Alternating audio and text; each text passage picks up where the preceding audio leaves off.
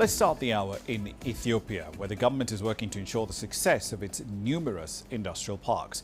Over half of the country's export earnings in manufacturing are coming from firms based in these zones, many of which were developed quite recently using a fair bit of debt. Despite the success so far, experts point out that the returns so far are simply not strong enough to be able to service that debt. Becca Atoma starts us off from Addis Ababa. Over the past decade, Ethiopia has heavily invested in developing and expanding industrial parks as a means to attract foreign direct investment and fuel manufacturing and export-led growth. Today, the country has more than 20 industrial parks and special economic zones, which together produce over half of the country's manufactured exports. Bole Lemmi Special Economic Zone on the outskirts of Addis Ababa is one of Ethiopia's key manufacturing hubs, hosting more than 35 factories.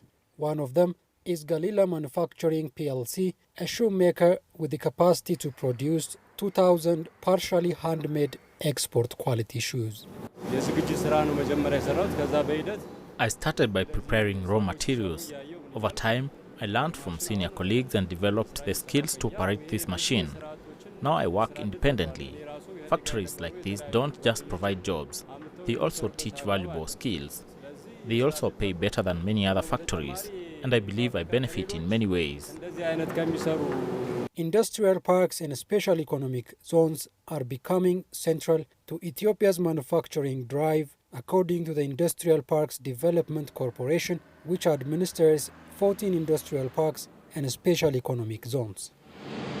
We have more than 300 investors, where 40% of them are foreign direct investment, especially from China, India, and other countries, where we are able to export more than 1.5 billion USD dollars of worth of exports from these industrial parks. We created tens of thousands of jobs. Currently, we have close to 90,000 employees in our parks, active employment, that means. So in the past 6 months, we were able to export around 112 million USD worth of goods to US, to Europe, and other countries. So if you consider the export share, it's more than half of the overall the export from the manufacturing sector. Ethiopia's industrial parks development was largely financed through external funding, and the Industrial Parks Development Corporation says they are now generating positive results that can help repay those loans. The investment was huge, so this was financed by different financial institutions, loan from these institutions. So we are expected to pay that loan through renting and leasing of our land for investors.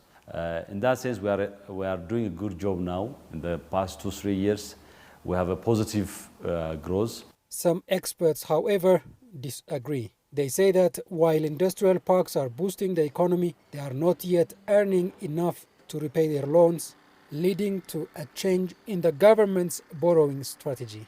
The government has clearly announced since the Homegrown Economic Reform Program started that it's not going to take non-concessional lending, because mostly the non-concessional lending that came, for example, for industrial park development and others, did not really produce the return it needed to, to pay back the commercial loans in time, which put a strain on the overall debt sustainability of the country. Across Africa, development financing patterns are shifting, with reports showing a sharp rise in multilateral lending. Increasingly, countries, when they were bilaterally, going into the commercial loans, that was very, damaging to their debt sustainability. So they sort of reverted back to more concessional.